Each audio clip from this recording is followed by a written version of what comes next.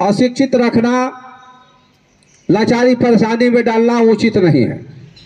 इसके लिए ये पार्टी संघर्ष करेगी, इसकी बात करेगी। बात करना ही संघर्ष होता है राजनीति में।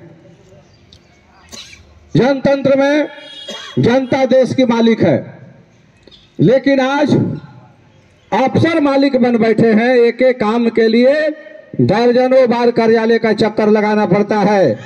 लास्ट में थक हार कर काम छोड़ देते हैं लोग, या घूस के शरण में चले जाते हैं कि कोई पैसा लेने वाला मिले और हमारे काम को करा दे। ये उचित नहीं है। हम संघर्ष क्या करें? लाखों 1.5 लाख वेतन मिलता है, उनको घूस की क्या जरूरत है? ये सोचने की बात है। लेकिन आज देश का जो सत्ता है, निश्चित तौर से अपराध समस्याओं से सरकार को कोई लेना देना नहीं है। इन मुद्दों पर इस पार्टी की स्थापना हुई है, इसे आगे बढ़ा कर ले जाना है। मैं तमाम साथी से निवेदन करूंगा,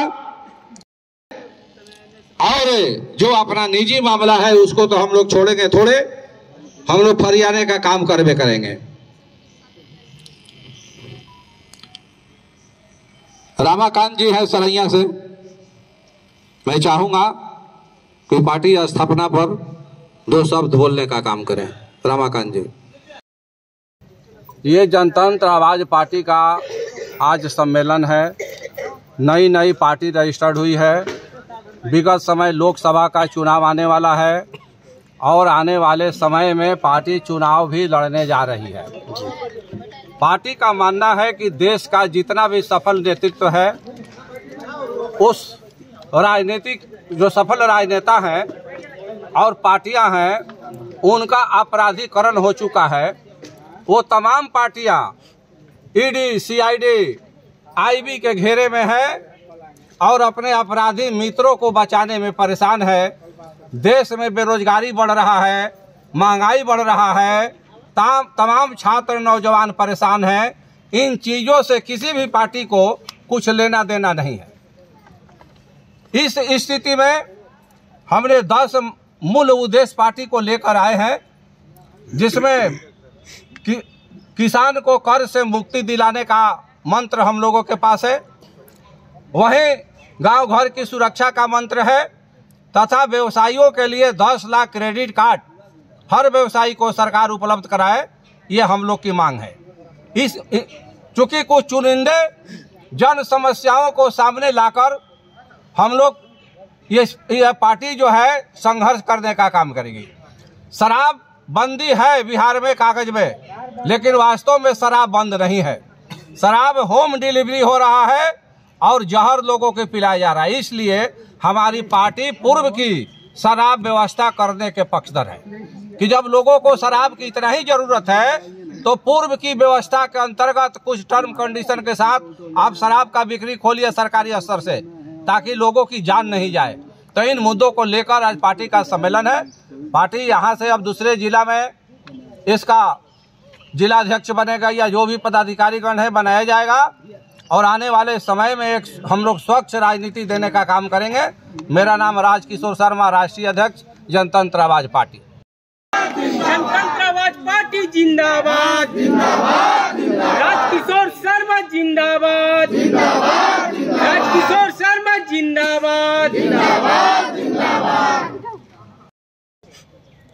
कि जितने भ्रष्टाचारी नेता हैं या गरीब गुरबे की बात को या निचले पायदान के पर बैठे हुए लोगों की बात को नहीं सुनते हैं, तो निश्चित रूप से आने वाले लोकसभा के चुनाव में हम उन नेताओं को जरूर प्रभावित करेंगे जो अपने आप को ताकतवर और कद्दावर नेता समझता है।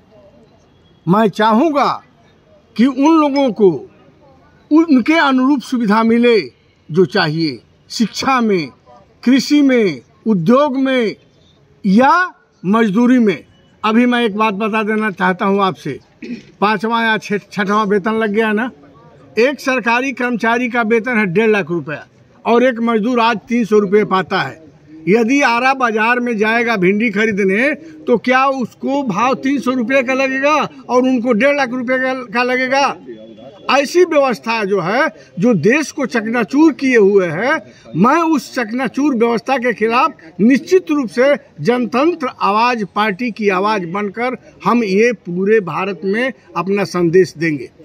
अंतिम बात सुन लीजिए, मेरी बात एक और, मेरी बात को किसी ने, चाहे वो किसी दल के नेता हों, यदि अवहेलना करती है तो हम उनका जवाब अपने वोट से देंगे।